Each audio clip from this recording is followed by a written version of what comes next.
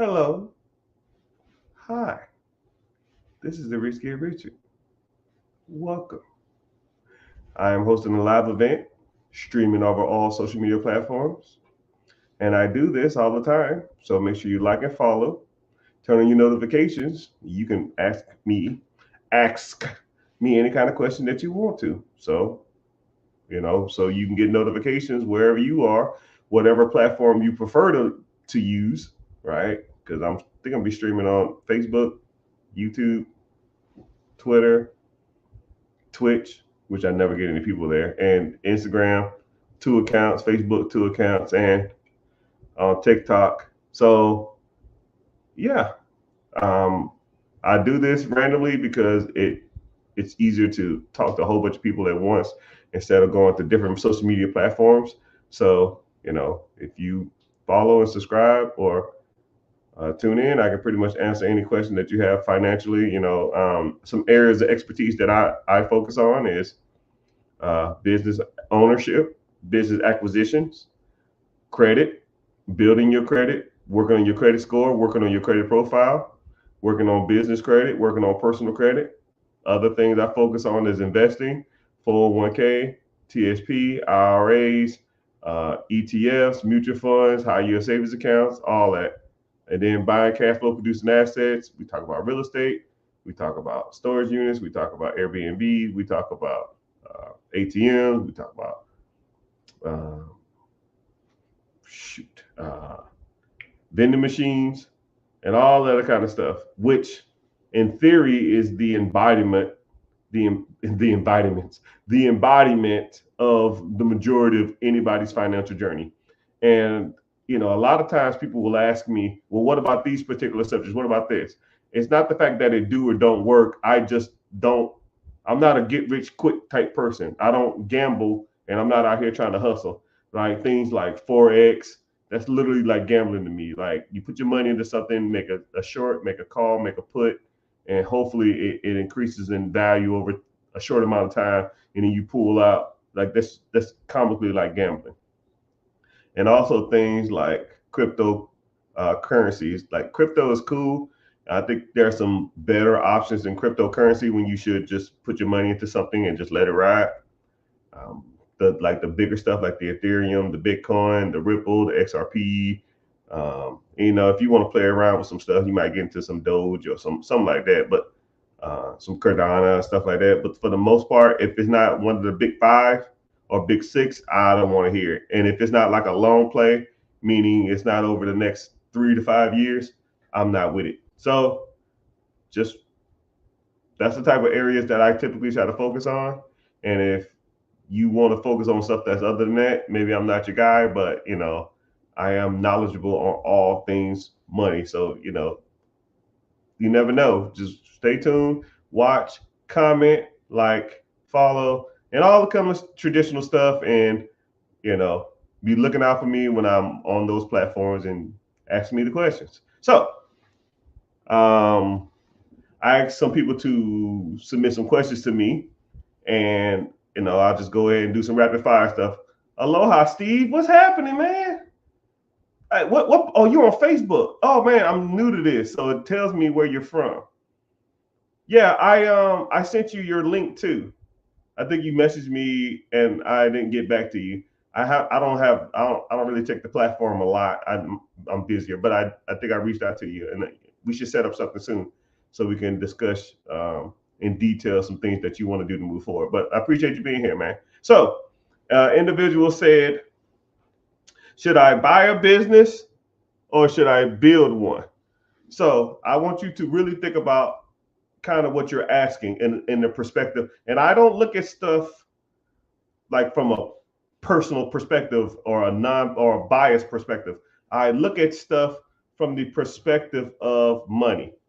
I'm not trying to reinvent the wheel, right? Why would I take so here we go. I'll even have both of those subjects in a nutshell, right? You have a business you can buy or acquire, or you can have a business that you start.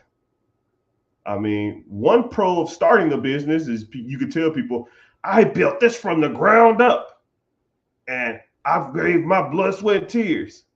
I mean, and that's pretty much the only perk of starting something, is to tell people that you started something. You know, say you wanted to start a, I don't know, construction company. I just making something off the top of my head.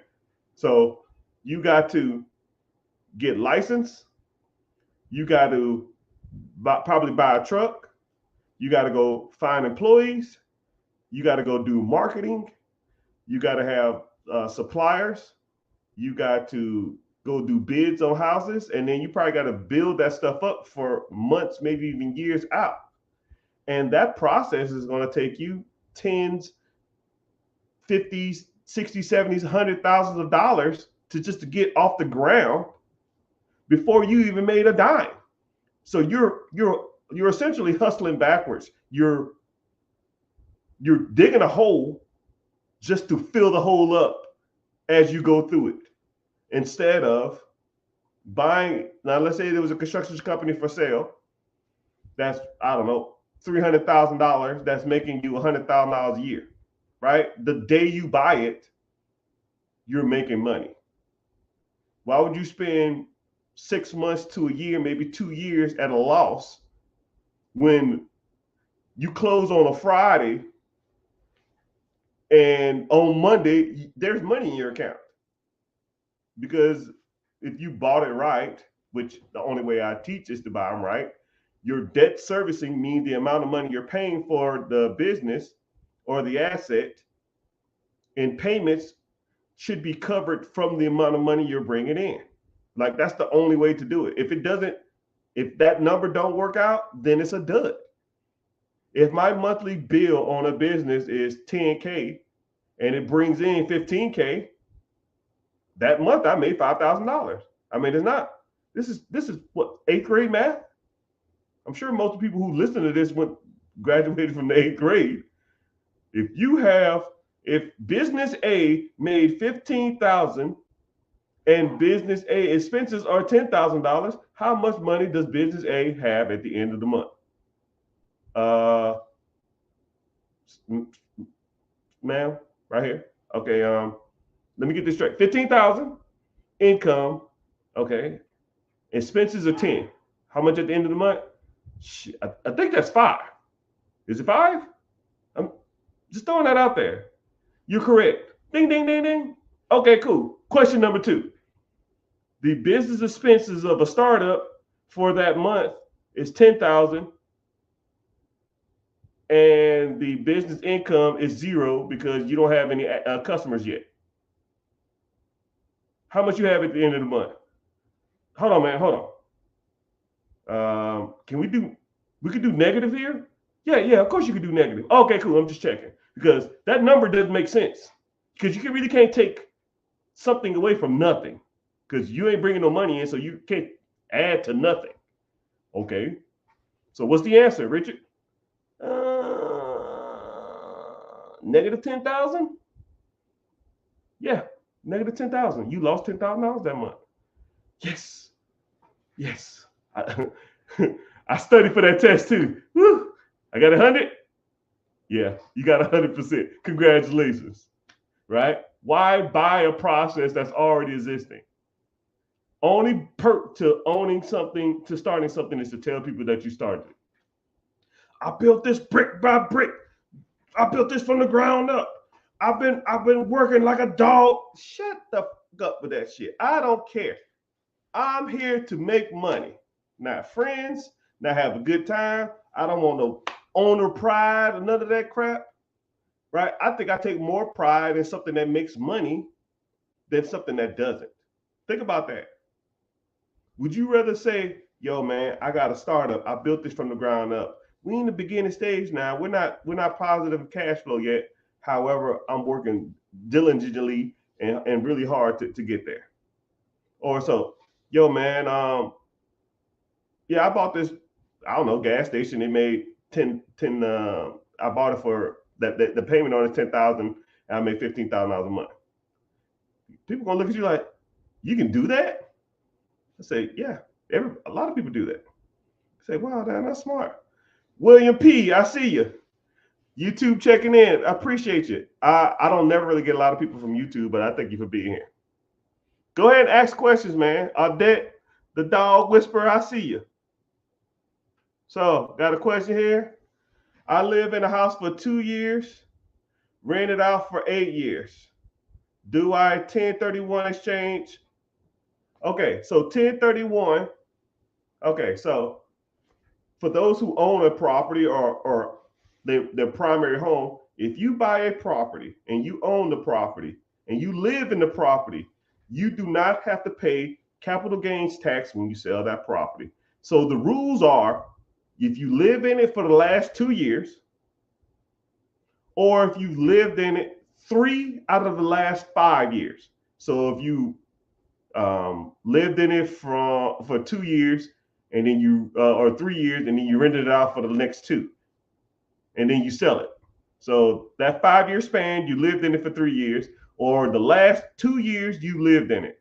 When you sell that property, you do not have to pay capital gains tax on that property. However, there is a loophole, and it's called a 1031 exchange. A 1031 exchange is when you have an investment property. Now it's considered an investment property. You at your 6-year mark, or you bought the house and you never lived in it. So a lot of times what I try to tell people to do is you can either do a 1031 or you go move back into that property for 2 years and then you sell it, right? Or you refinance it or do a HELOC, but that's another story. We'll get to that. So you can go and take, if you lived in that property for 2 years, or in the last 3 to 5 years, you lived in it, you don't have to pay capital gains tax or taxes on your profit. But if you have, you can do what's called a 1031 exchange. So let's say you bought an investment property, you paid $100,000 for it, you owe $50,000 after 10 years, you sell it for $200,000, and you got $150,000 of income. You can pay capital gains, which is 35% or something. 35% of 150,000 is 50 big ones. Do you want to pay $50,000 to the IRS? Hell no. So you can do what's called a 1031 exchange. That means you take your profit and roll it over to another property, right? So instead of you paying $50,000 to the government, you pocketing $100,000. You take the whole $150,000 and then you roll it over to another property, and you defer capital gains tax, or you defer taxes on that income. But you actually can buy a business that has real estate attached to it too, and you can do a 1031 exchange. So if you have $150,000, you can put $150,000 on the existing business. Let's say the business was $1 million and it's producing you $150,000 a year. So now you bought the tenant, that's the business. You bought the real estate, you deferred taxes, and you produce income every month. Win, win, win. All I do is win. Win, win, win, win, win. And then say if you have an investment property and you say, yo, man, I want to sell it, but I don't want to do any 1031 and exchange, none of that crap. Cool. Just refinance, because debt or refinancing is non-taxable. You do not pay taxes on debt. So if you owe $50,000, it's worth $200,000, you go to the bank and you say, yo, I need a loan for 70%, 75% loan to value. 75% loan to value is what, $120 or something? They're gonna give you a loan on $120. You have $30,000 worth of equity. They pay off the $50 you owe. You got a new loan at $120, and you keep the difference, which is $70,000. No capital gains tax, and then you still got $30,000 worth of equity in the property. Win, win, win, win. That's how we do it, people. But there's multiple ways to skin that cat. It just depends on you and the circumstance.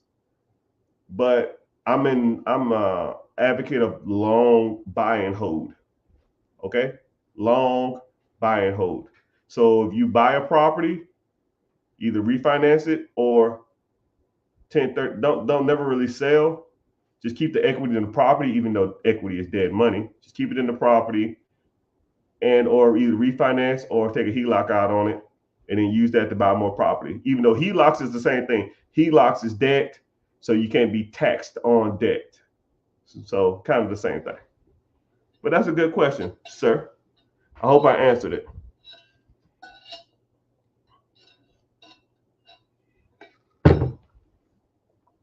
But yeah, y'all go ahead, ask whatever questions y'all want. I don't know how social media works. I don't know if you can tap the screen and give it likes. But please make sure you're tapping the screen. Make sure you're following. Make sure you are turning your notifications, because I'm pretty much here to answer all of, if not all, any of your questions, right?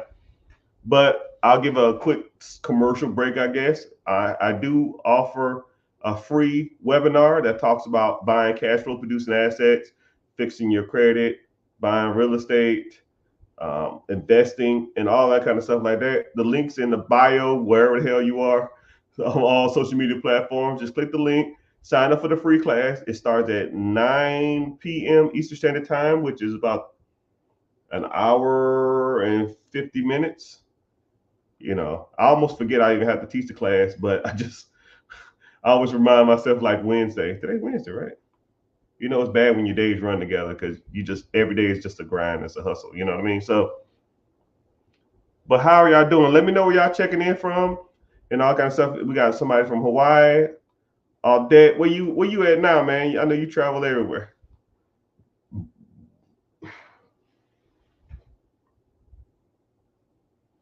Okay, somebody asked on TikTok about aged corpse. Oh, hold on, let me get you. Woo. Woo. New York's in the house. What up, Stick? MP God, I see you on Twitch. Holy Hey, MP God. Thank you. You're my first Twitch person. Hi. Welcome to Money Talk, Instagram, Facebook, Twitter, Instagram, Twitch. We talk about everything cash flow, producing assets. We talk about everything money, investments. Talk about life insurance. We talk about whatever subject you want. I'm here to answer questions. I always try to come on, especially on Wednesdays. I come on Wednesdays because I know I got to teach the class. So I got to get my brain warmed up to like talk to people. So, but thank you, man. I appreciate you being here. You're probably the only person in the room there. I didn't think anybody would watch. But however, sorry. Somebody wanted me to explain the whole Chef Corp thing.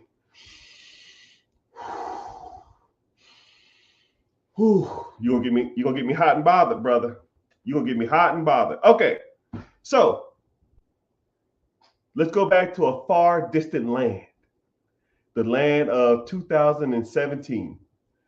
Skinny jeans and and 50 cents. And Soldier Boy. That's supposed to. But anyways, so back then, the banks stated that, hey, we will give you money contingent upon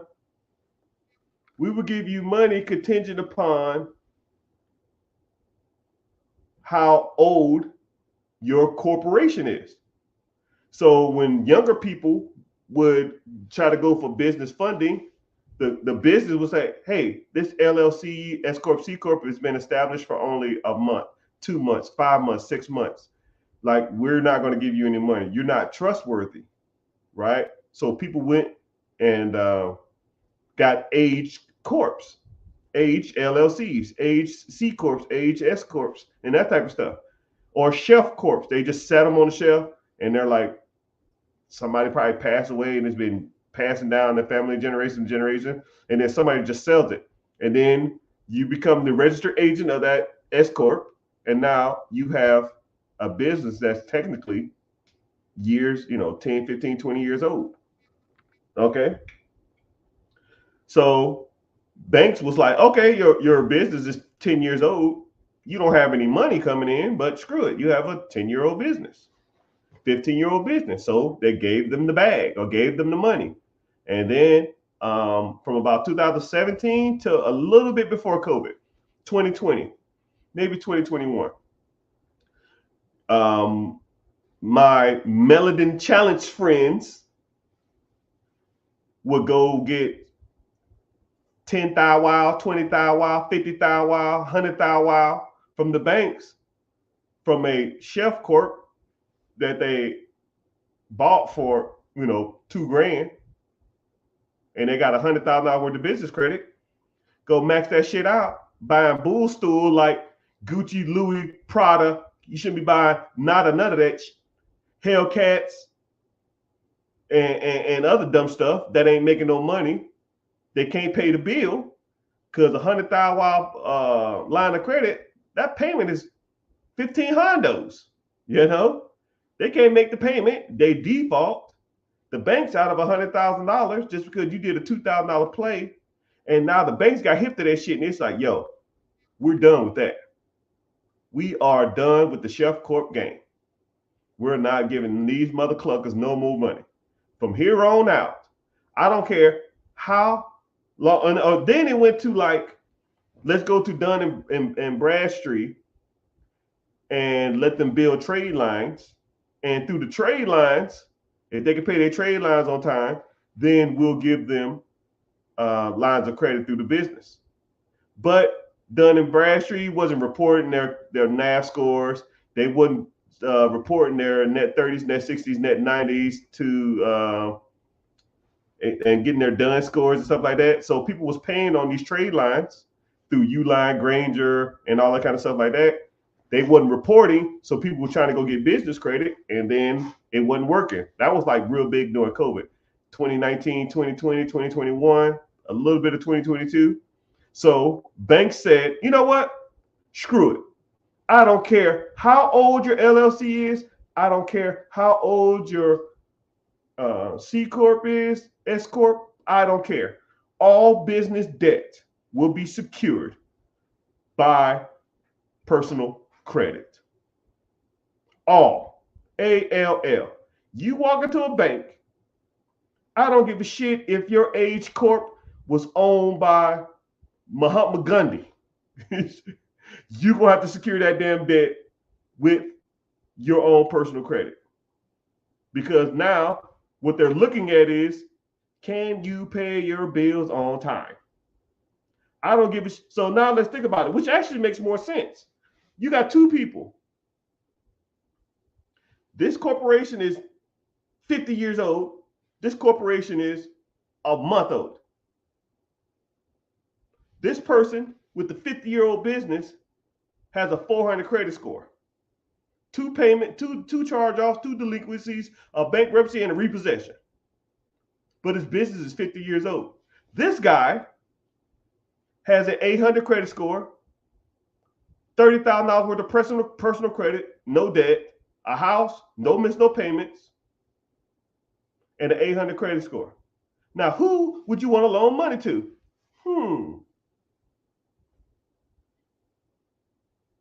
An 800 credit score with a new business, or a 50-year-old business of somebody who can't pay their bills on time? I'll wait. Well, never mind. I won't wait because I already know the answer. Give me the 800 credit score. This guy shows responsibility. A 50-year-old business of a person that can't do no business is worthless. I'll take the new guy. And that's how you get business credit with a new LLC. People come to me all the time. Yo, man, I'm going to go buy me a Chef Corp. Why? Why pay $2,000 for some shit you can get from the Secretary of State for $50? How's your personal credit? Well, it need a little work. That's what it needs. You need to get your little ass to work. That's what you need to do. That's the play. Fix your personal credit. I can secure hundreds of thousands of dollars of business credit when your personal credit is good. Now, if your personal credit ain't good, don't come to me talking about, man, I'm trying to get some business credit. That's like the number one question in my DM. I get 400 DMs a day. Half of them, yo, player, I'm trying to get that. I need 100K. You know what this is what it says. Hey, player, I need 100K for business loan. I need 100K business loan. I got to get some shit going. I got to get some shit going. Okay, cool. What's your personal credit? Well, see what happened, and then it comes the pity party. I just delete. I don't even read. Well, see what happened. If you don't give me a number within like two sentences, you're done. Here, cool. Credit repair. Here you go. Sign up. Thanks. Bye. Because you need it. Right. And then this is what's happening in credit repair. Right. Because I do, me and my team do about 100 credit repairs a week. 100. 100 a week. Not a month. Not a year. A week. And everybody I'll call them, I say, yo, here's your credit score. Here's your credit report. What's your credit score at? Oh, well, Credit Karma says 600. Cool, here you go. Here's your actual credit score. Well, why does this say, what'd you do to it? What the fuck do you mean I do what I do to it? That's the score. Well, why does yours say 5.25? I think yours is wrong. No, ma'am or sir, mine is right. I have no reason to lie to you about no freaking credit. It's not my credit. I benefit none from this. You came to me, and then I'll say, okay, let's review your credit and let's see what's on it or what's not on it. It says right here that you had a late payment for a medical bill. Oh, well, see what happened is that shouldn't be on there. Well, it says you got a repossession right here. Well, see, what happened is I put my car, my baby mama name, and so it is right. Well, they shouldn't be. Get out of here with that. No, don't justify to me. The banks don't care. You're just a number on a piece of paper. That's it. When you come to my face and you say I want funding, or I want to buy a business, or I want to buy real estate, or I want my credit repair, or I want to get into investing, it's just numbers to me. There's no bias. You don't have to sell me. You don't have to press me, right? I've seen people with hundreds of millions of dollars, and I've seen people with $300,000 worth of credit card debt, right? I don't shun. I don't discriminate. I don't hate. You are just a number. It's just a number. It's just numbers to me. That's it. Don't care.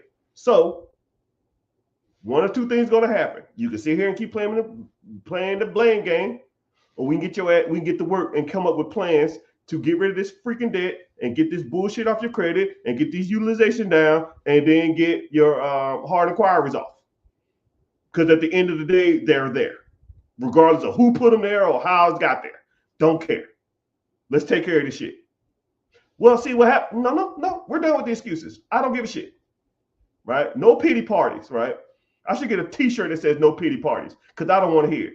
People send me DMs and stuff. Dude, I've seen DMs, I swear to you, was longer than the Notebook. I've seen DMs longer than damn Harry Potter, chapters 1 and 2. I'm like, yo, bro, you don't have to sell me. I don't care. I don't care. I'm not reading all this. What do you need to do? Okay? I don't know if I answered your question, Mr. Chef Corp, but I kind of did. All right. Sorry about that. I'm on a rant. People. I would love to train through you. Yeah, man. Click the link in the bio. Join the free class. I got a free class coming up in 1 hour, about an hour and a half. But so for those who are on this social media site that I'm pointing to, that's not the people right here, make sure you tap in the screen. Your price of admission for 15 seconds is just tapping the screen. Michael P. Jordan, what's happening? Michael, you the only one on Twitch? Hey, are you the only one in there? I appreciate you being here, though. Someone asked, how do I get up not paying $12K in back taxes?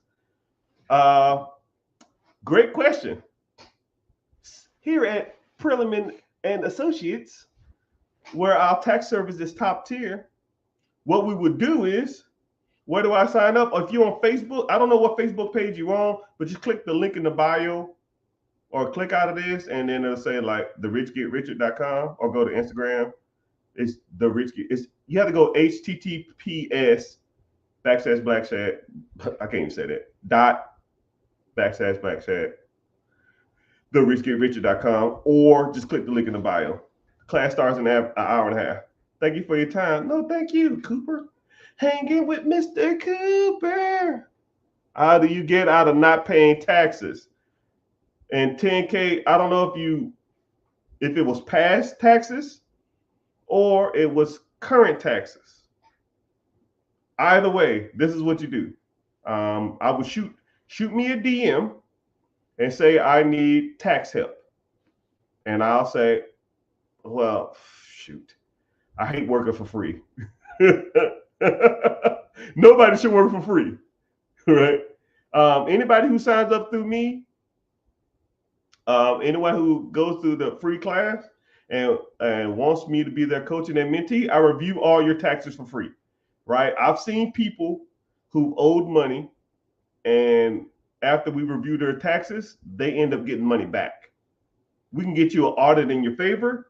I can review to make sure it's even correct on your taxes. I can review it to see if you did all the proper deductions, right? Especially if you have an LLC or a business, right? You should have been writing off a lot of stuff. I think every human being in America should have an LLC. Every one of y'all. The tax code is written for business ownerships. Okay, here we go. I'm gonna give you a quick synopsis. There's pretty much two tax laws. There's personal taxes, and then there's business tax. If you had to guess, how many pages of the tax law is personal taxes? Anybody want to take a stab at it? How many pages of the tax code is for personal taxes? You're probably not even close. You're not even close. Whatever number you're saying, divided by 5. I don't know. I can't see your comments. The answer, it was 4. 4. And they bumped it up to 6 recently. They added two more pages. Because the child income credit went up. Or the child income credit has like different defaults and shit in it.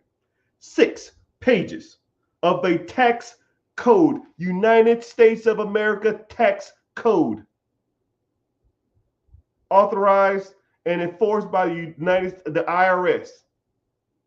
Internal Revenue Service. Personal taxes. 6 pages. Now, how many pages do you think the tax code is for business owners? Business owners for loopholes, tax write-offs, tax deductions, everything. I'm gonna get caught up on my comments, so I'll see what y'all saying in numbers wise.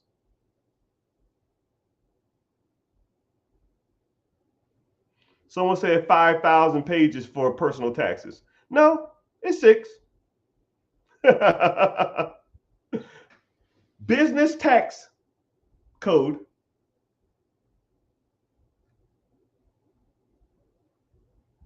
between, depending on which one you get, 1,500 to 1,700 pages of tax write-offs for businesses. So when someone comes to me or comes to the team and they say, yo, man, I'm getting screwed on taxes. Do you have an LLC? Do you have an EIN? Do you have an S Corp? Do you have a C Corp? Do you have a DBA? Because if you do, the tax codes are written for those who have a lot of deductions. Tax codes aren't written for people. Same thing about bankruptcies. Bankruptcies aren't for people. Bankruptcies are for businesses. Do not file for bankruptcy if you're an individual. If you're a business, you've gone through turmoil and there's no other options, so be it. Personal people never, ever, ever, ever, ever should file bankruptcies. People come to me and say, oh, I got a bankruptcy. That shit's like they're trying to like hit Thanos in the face with when he got all the six Infinity Stones. It ain't happening. He's inevitable. That's just on your credit for 6 years. But if you default on your bills, you have a late payment on your bills, you have a charge off on your bills, you can get that removed off your personal credit. I'm not giving you any personal advice. I'm not telling you what to do. But if a bankruptcy stays on your damn credit, and then if you don't pay your bill, it goes to collections, and then the collection goes to a charge off, and then the charge off gets closed, and you have a whole bunch of late payments. This is the process. You have late payments, then it goes to collections, and then the original creditor charges it off, goes to a creditor. The creditor can't collect the debt. They close the account. So now you got late payments, a collection, and a charge off, which due to the Fair Care Act and the FTC, Federal Trade Commission, denies you accessibility to credit, which is a federal offense. You can remove that in 2 months. But that repossession of that bankruptcy, you can't get off your credit. It still stays on there. So which one would you rather do? Now, I'm not giving you advice. I'm just saying which one makes more sense. Say word. Word. All right. I hope I answered your question, Mr. Tax Guy. Yeah, you need to I hate working for free, but I'm being generous. Shoot me a DM and say I need tax help. Shoot me your email. I'm feeling generous today. I'm in a good mood. That only goes to him too. Anybody else I'm gonna block you. But thank y'all for being here, Mr. Stick, Haitian. What's happening? MP God. Summer seasons. La la la la la la la la la la la. Summer seasons. Ah. Thank you for your time. No, thank you. I have 250 thou wow. Brother, you rich and don't even know it. 250,000. Oh my goodness, man. Why y'all be sitting on so much money like that? I get more than like 5K in my account and I put it to work. I'm just like, yo, this it's dead money. For those who, okay, here we go, y'all. I'm gonna put y'all on some real game, man. Right? There's terminology amongst me, right? I don't know what other people call it. I'll give you my philosophy on it. I call it dead money. Okay? Dead money is money that doesn't do anything but sit. It could be depreciating, it could be not drawing interest, it's just sitting there, right? And there are things that you should be doing better with your dead money. One, if you have money, I guess, in a savings account, it should be in a high yield savings account. At least it hedges some inflation. If you don't have your money in a high yield savings account, it's dead money, right? Second of all, money in your like checking account, right? Anything over like 10,000, wow, take your expenses for the month, double it. Anything more than that, dead money. It's just, it needs to be allocated towards something that makes money, right? So if your expenses is $5,000 a month, you should keep $10,000 in that account and then transfer it over to a high yield savings account. And if it's, and you're going to allocate it in the next 3, 4, 5, 6 months max. If you're going to allocate it to something in the next 6 months, like buy some piece of real estate, buy a business, buy some cash flow producing assets, cool. Let it sit in the high yield savings account. But if it ain't going to be allocated in something in the next 6 months, bro, put that shit to work. Put it to work. Assets, cash flow producing assets all day long, right? Mutual funds, ETFs, stocks, bonds, mutual funds, businesses, real estate. I don't give a damn. That's dead money. Dead money, right? Equity in your home, dead money, right? People always like, it's a cushion. It's dead money. Why? Why you want to? People like, yo, I want to pay off my house. Why? Paying off your house don't make you money. The objective is to make money while you're sleeping. If you are sleeping in a paid off house, you are not making any money. If you're sleeping in a house with a house payment, you're not making money. Stop me when I'm lying.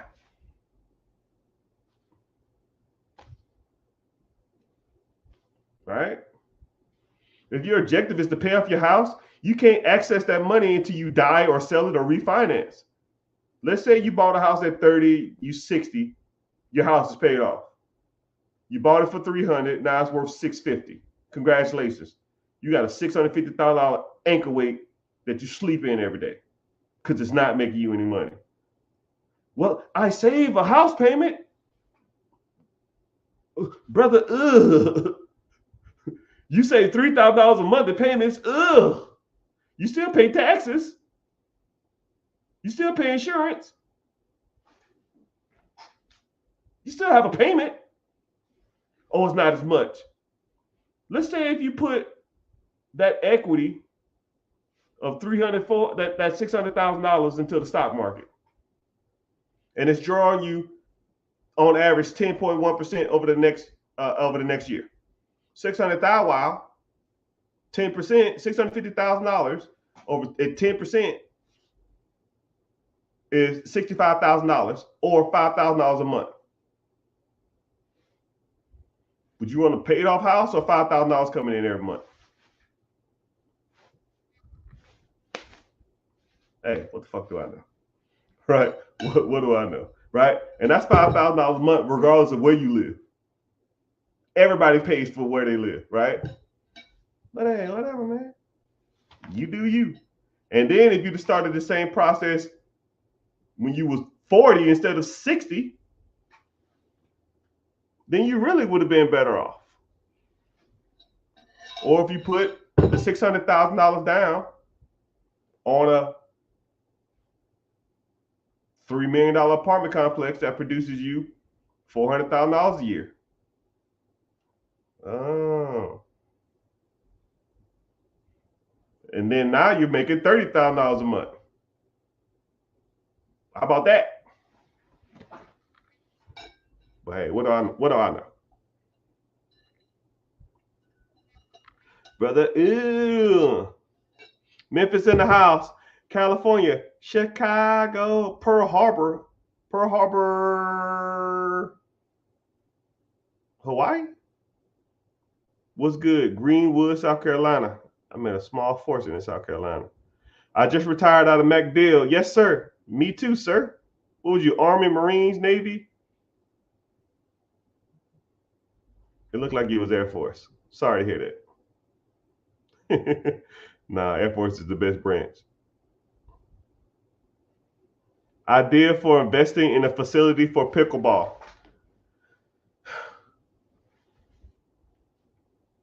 My personal opinion, I don't like starting anything. To me, I kind of think pickleball is kind of, I ain't gonna say it's faddish. I called pickleball 3 years ago.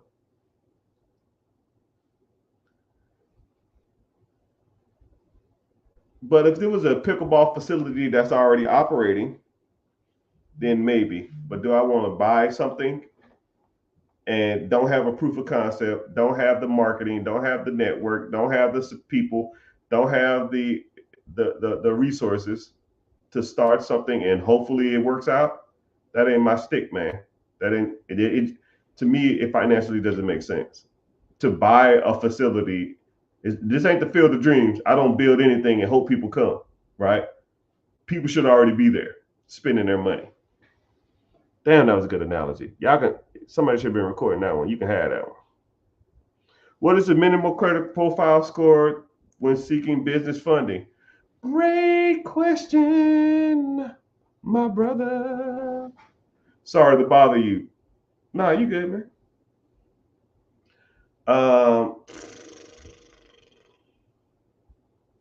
The minimal credit score profile.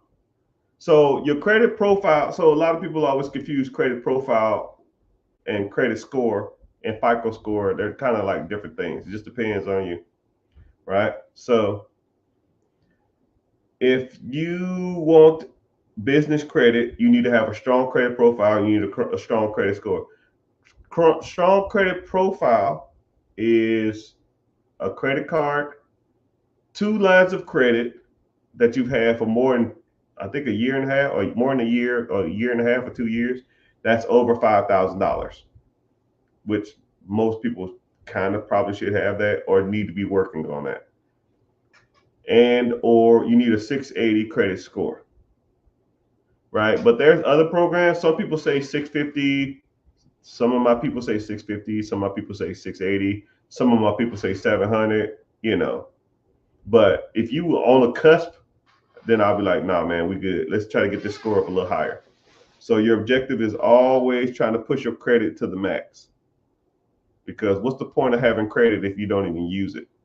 Like I was explaining that to somebody the other day, and a lot of people look at their credit like a vanity metric or something. I have an 820 credit score.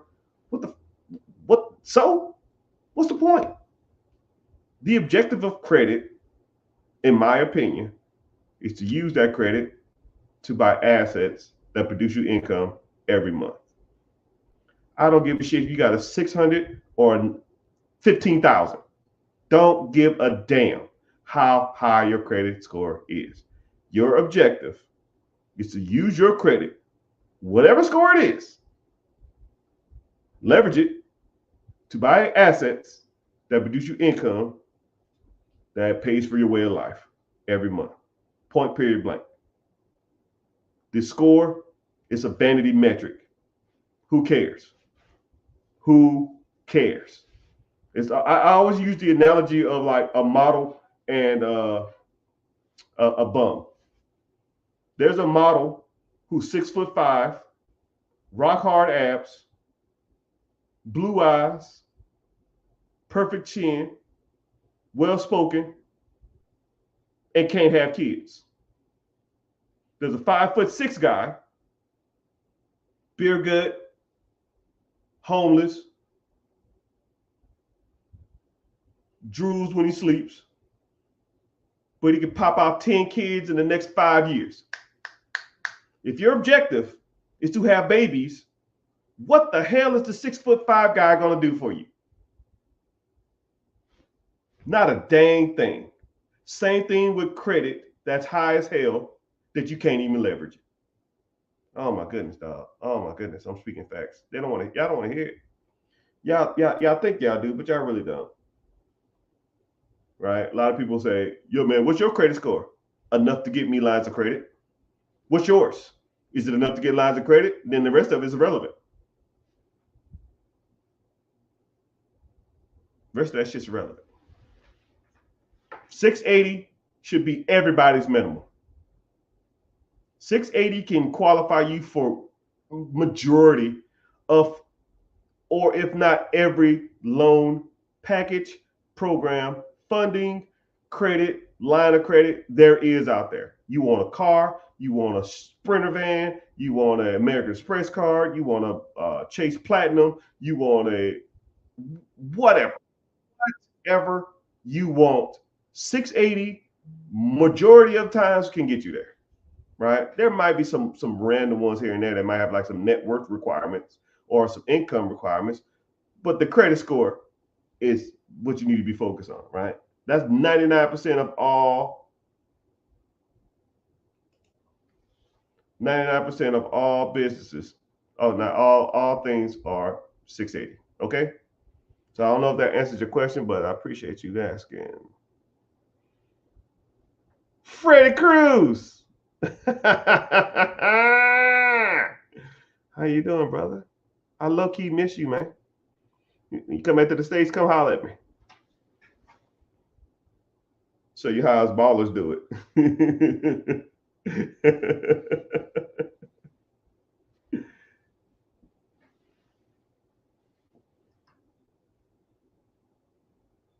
If I had $250,000,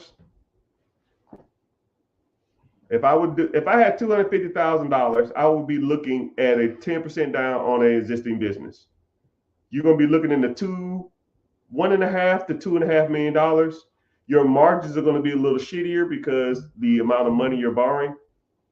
you probably can get something in the 25 to 28 to 30% margins. I'll round down. You bought something at 2 million, you probably be making about $500,000 after debt servicing, which is 180 minus 500 minus 180 minus your $200,000 back. Year one, you should be making about 150. Year two, you should be making about 3.25 ish. You should be making about $300,000 a year after the first 18 months. But hey, what the hell do I know? If your credit's nice, but if you got $200,000 worth of liquid assets and you got shitty credit, you got bigger issues, my brother.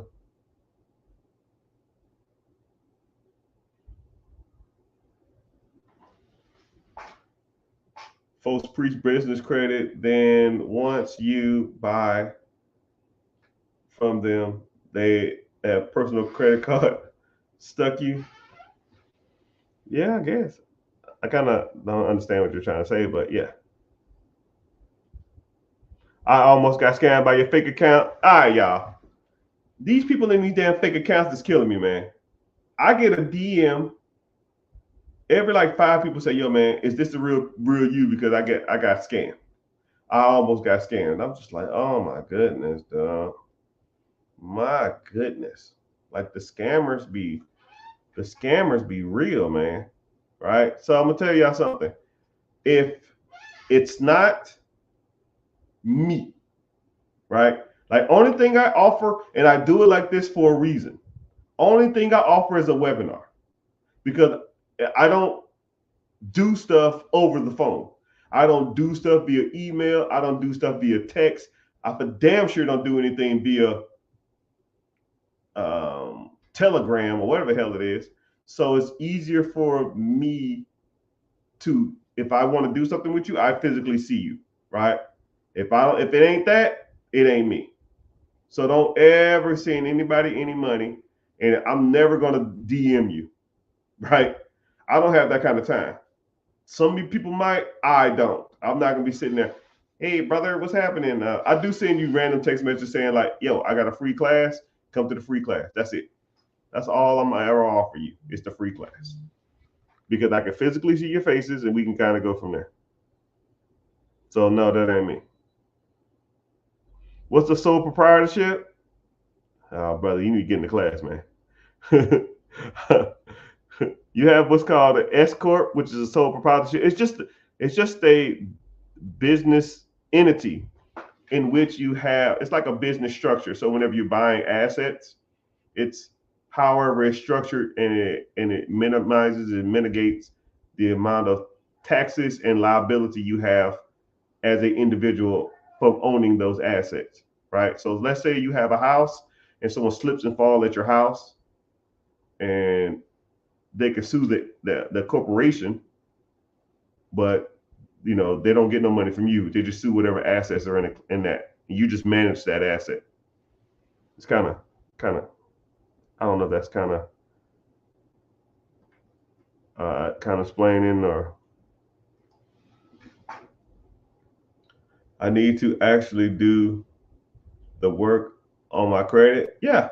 Or you can have somebody do it for you. So I do offer, I wouldn't be doing myself a disservice, even though credit repairs are extremely time consuming. But if you wanted to, there's 2 types of credit service that people offer, right? There's a do-it-yourself. Actually 3. You can do it yourself, right? Go to YouTube, go to TikTok, go to social media and just learn how to do it, or go to Google, learn how to do it, download the letters, download what you're supposed to say, and then send them off to the bureaus and hope it works, right? Then you have what's called a someone guiding you, right? So you pay them a fee, $100, $200, $50, whatever the hell they charge, $500 flat or whatever, and then they give you the letters to find, like the letters you're supposed to go find.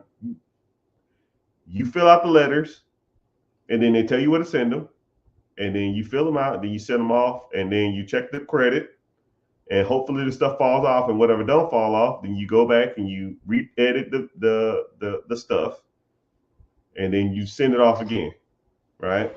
But a lot of times, whenever you do that, I mean, you have to spend pretty much a couple hours going through your credit and finding what's wrong and what's right. A lot of people don't even know what they're looking for, and then every time you want that person to do it, they're gonna charge you a fee every time they do it, which is kind of annoying. But with my credit service, you sign up and you send us the information we need, and we're done. Right? We go for multiple rounds, and it's like taking a sledgehammer to an ant. Right? Everything that's negative or bad or derogatory in your credit, we're gonna affect. We're gonna try to go for it. That's the goal. Go for the crappy crap on your credit. Right? Late payments, derogatory charge-offs, late payments, repos, baby mama payments. We do it all, right? And then the bad part about it is there's stuff that you didn't even know you was looking for in your credit that my team looks for. For example, I had a guy who had misspellings of his name 21 times on his credit. We saw that his name was misspelled on his credit 21 times. We said, no, this is the proper way to spell his name, and all the rest of these are wrong. Shot up his score, 78 points. Had another client who's lived in 8 different places in the last 7 years. Your address is staying in your credit for like 8 years, 7 to 8 years.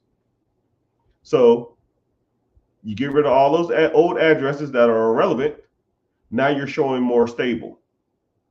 So now his credit went up 23 points just from having random ass addresses that he kind of lived at or was associated with. Who knows? I don't care. Right? So, hey,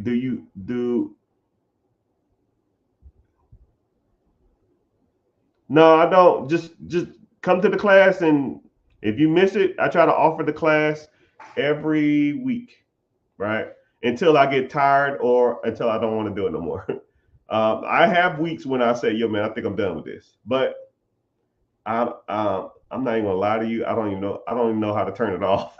It just automatically starts it on its own, and then people already signed up, and I was like, "Shit, okay, I guess I'll do it." Right? You'd be surprised. People have missed the class, and then the class is over, and then I go like refresh the page, and it's already like 3 people signed up for the next class. I'm like, "How the hell y'all signed up for a class? It's the same class. Why you signed up again?" I don't know, man. But it can be frustrating dealing with so many people and so many personalities. But just come to the class. I try to offer it every week. But one day I told myself I'm gonna get rid of it because it's just a pain in the butt to do it. Can I get funding for a $1.5 million business? Credit great. Yeah.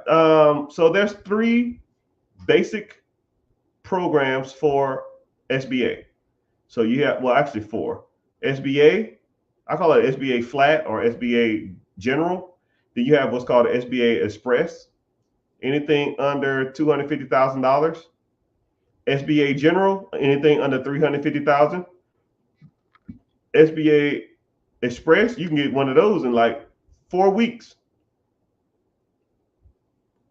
Then you have an SBA 7A, $350,000 to $5 million. You need a 680 credit score. All these you need a 680 credit score, 10% down payment, sometimes 5%, sometimes 2.5% down. But we always shoot for 10% down. 680 credit score and some knowledge on business owning, business management, or knowledge on that particular subject, right? And or you can hire the owner as a consultant for the business. So if you want to buy a business and you don't know how to run, let's say it's a taco stand. I don't fucking know. Let's say it's a taco stand. You don't know nothing about tacos, right? You can hire the previous owner as a consultant for the business. He works there. He works for you. You pay him $1,000 a month. Your income goes from like what 150 to like whatever $12,000 less is 138. You have a consultant that you can call on and help. He or she can help you manage the business, right? And they can walk you through any problem you need or have. But once somebody kind of trains you on something, but this is what I like to, the analogy I like to use. right? Somebody trained you to do your job. The job you're working at now, somebody trained you on how to do it. So how long did they watch you or manage you or coach you or guide you to do your job? You might have had a little insight on it, but they still coached you on how to do that for some short period of time. Shit, 3 days, 2 days, a week, 2 weeks. I mean, and then after like 6 months, you act like you damn own the place.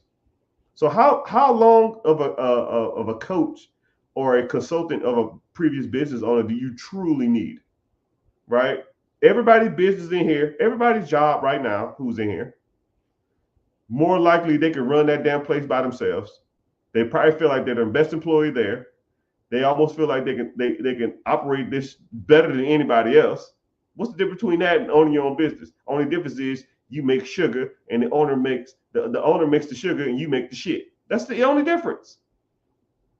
That's the only difference in that process. The owner makes all the money and he don't do shit. You sit up there and act like you own the place and you don't own nothing. The owner don't even come in there. He owns the whole damn thing. He making all the money. Tell me how crazy that is. And then you have what's called the SBA 405. Sorry for getting distracted on I get on little rants.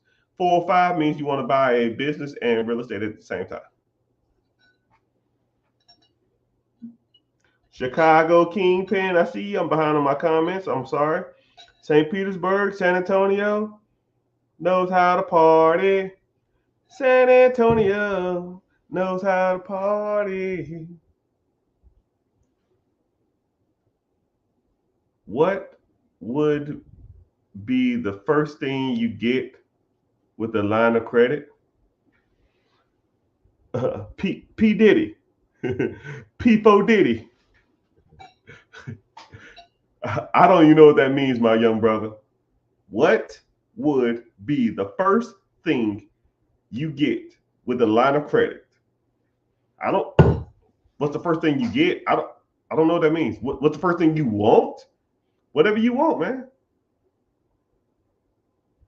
I'm in your live.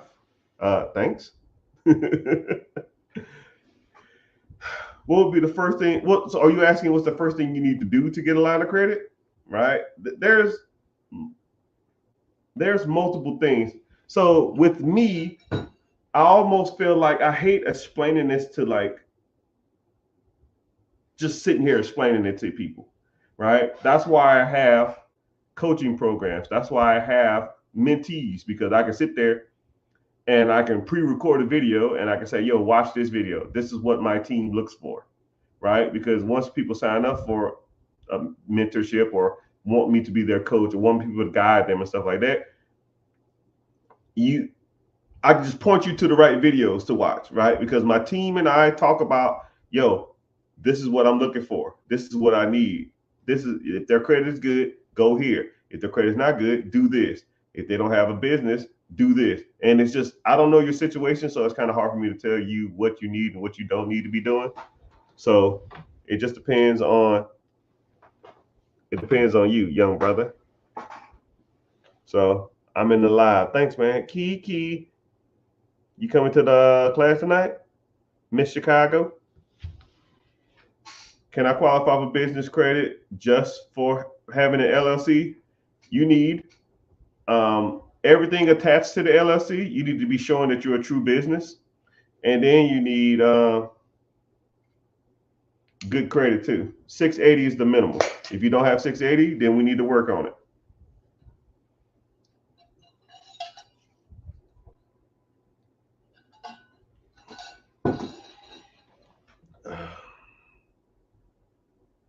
Scammers are heavy on this platform. Yeah, I know, man. I get a scam that it's like I counted like 200 scam pages.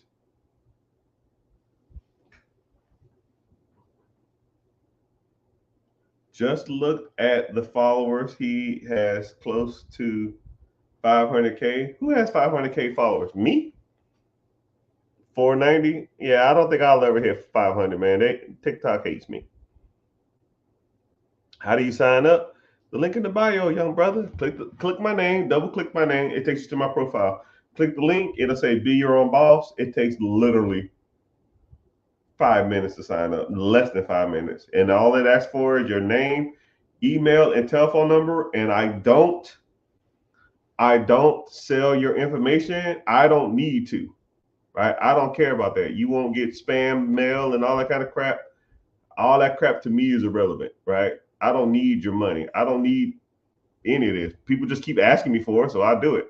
And one day when people stop asking me, then I won't offer it no more. That's how simple as it gets, right? But some people won't help, and some people feel like the free value I give them for years is genuine. So if I give you tons of value for free, could you only imagine what I'll do if you was in my program?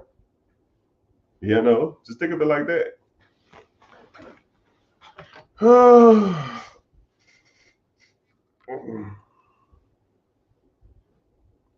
I'm gonna get off at 8 o'clock on TikTok, Twitter, all that kind of stuff. It ain't that many people in here anyway. I'm glad that y'all watching from YouTube. Oh man, more people keep popping in from YouTube. Hey YouTube guys, if you want to comment down below where you from, even in TikTok land, comment where you from. And I really need to get my rep up on YouTube, right? YouTube, they keep sending me naughty letters saying to engage more. So I'm just like, oh my goodness, or naughty emails.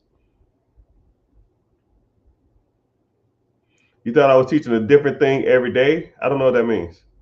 So ambiguous, which I don't really consider the term biggest fan, but if I had like 5 people that was like the guys or girls, I think ambiguous would be comically in the top 5, right? Ambiguous was always on here. He's always engaging. He's always talkative. He's always supportive. He's never negative. But it's crazy though. I wish he'll just quit playing around and try to hurry and move forward, because it's kind of weird. I don't know what he looks like. I don't know his real name, and I would almost feel like super obligated to help him out because he's been like damn near ride or die for damn near a year, right? I don't know when you came on Ambiguous. I probably didn't have that many followers. I remember one time I think I was driving somewhere and it was me and Ambiguous. It was me, him, and like one other person, the last 2 people. I was driving like 45 minutes. I was just talking to him the whole time. Right? That's Die Hard, man. That was like a year and a half ago or something like that, man. I appreciate you being here though. Post-class details. I don't know what that means. Just come in there, man. The class is free. RCDC.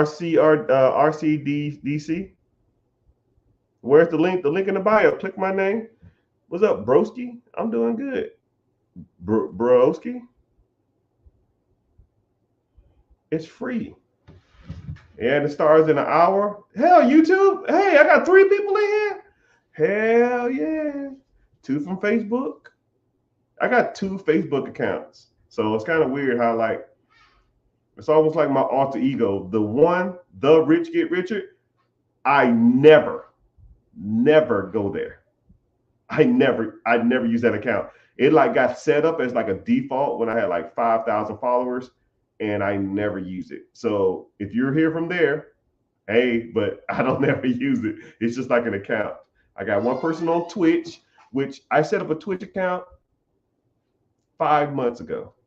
About a year ago. I never go on it. I've never posted a day in my life, but I have the account. So you hear from Twitch? Hey.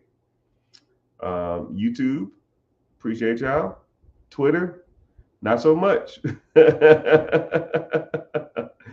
But yeah, hold on, I'll do a refresh. But yeah, make sure, I'm glad y'all here. Ask the questions. I'm about to get off here because I always gotta like stretch and reset my brain to get on the live. It's kind of crazy. This is kind of like exposing my weaknesses, even though I try not to. You shouldn't do it. Like every time I do the class, I get nervous. And every time I do my mentorship, I get nervous too. I talk to people literally for hours on end and not even think about it. But when I talk to people on my lives, or I talk to them in the mentorship, or I talk to them in the free class, I get nervous. And I have to like reset my brain, even though I pretty much sit here and talk for hours on it. And you know, I think we all have character flaws, but I think I guess that wouldn't be considered a flaw. But you know, I'm showing my vulnerability. You know, but it is what it is. So, like I said, free admission for everybody. So all y'all on the social media apps, just like the screen or tap the screen. TikTok, tap the screen for 10 seconds. That's your price of admission. And then I'll talk about whatever subject. But after about 5 or 10 more minutes on the other platforms except TikTok, I'm gonna get off. I'll probably get off on all of them because I gotta like reset my brain.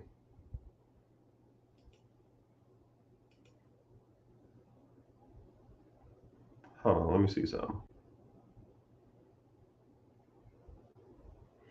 Okay, what's happening?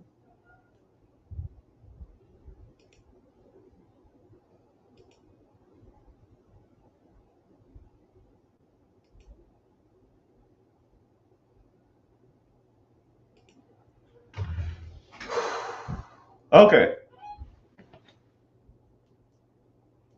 Oh, you see it? I guess no one's talking, so I guess I'll just talk about something random. Y'all have any? Nobody has any? Nobody.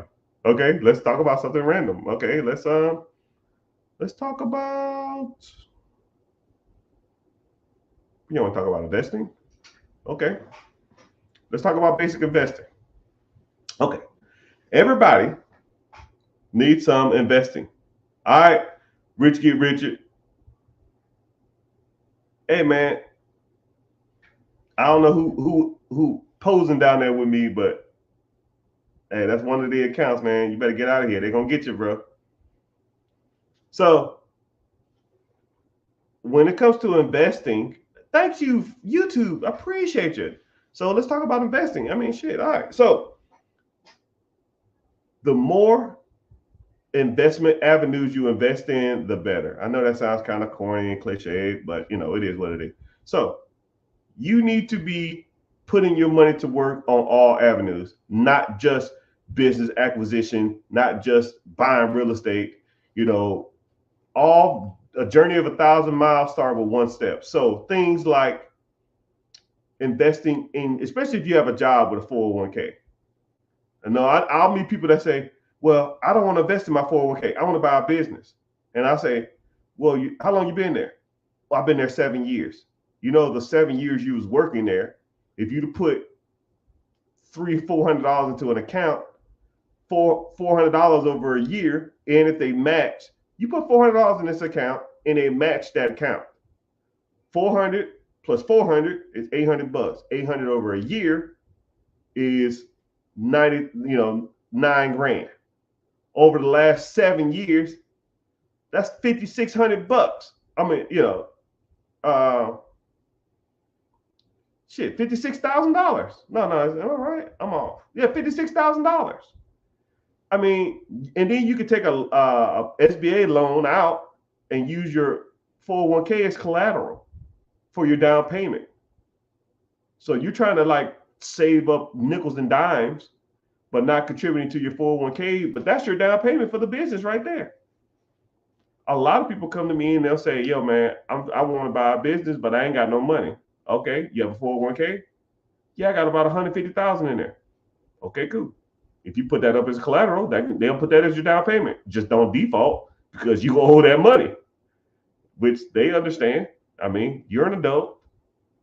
Sometimes you got to take risks, but that's an option, right? My thing is I'm the king of options, right? I give you multiple options, and whatever you like the best, we'll roll with that one. All right. So something else. ETFs and mutual funds. You should be contributing 50, 100, 150, $200 a month to ETFs. I don't care. My go-to is VOO, Vanguard ETF, Electric Transferable Fund, S&P 500. You track the top 500 performing stocks in America. So it's almost like fail-proof. And then high yield savings accounts, the money that's just sitting around, not doing anything. You need to be putting it in that. So you need to have, yeah, crypto-like options. And the more assets and the more options you have, the better a bank or the SBA or the government will look at you as more of a asset instead of a liability. Because you're showing diversity, you're showing management of multiple funds, and you look like somebody who people want to do business with. You know, you got $50,000 in one account, 401k. You got $20,000 into in stocks. You got $15,000 in a high yield savings account. Those are the type of shit that people want to see. Not, hey man, I'm like I don't know, man. I don't get it. I don't know. I don't know what people think or expect. But have more than one option and have your money circulating in multiple different things. Because if one thing don't work out, the other thing more likely is. You know what I mean? So, yeah.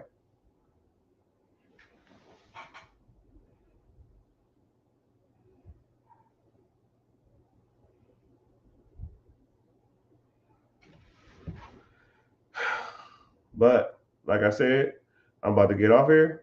But I'm gonna hop back on TikTok here in about 20 minutes. About 9:39, I mean 8:30, 8:40. I'll hop back on. I gotta go reset my brain. Like I said, I'm tired. But if y'all on social media, sign up for the free class. Link in the bio. It starts in 45 minutes, actually 40 minutes. I'll see you there. You want to learn more about cash flow producing asset? Let's go. If not, oh well. Um, have a good one, and I'll see y'all later. Thanks y'all for tuning in. Turn your notifications on, please. Thanks.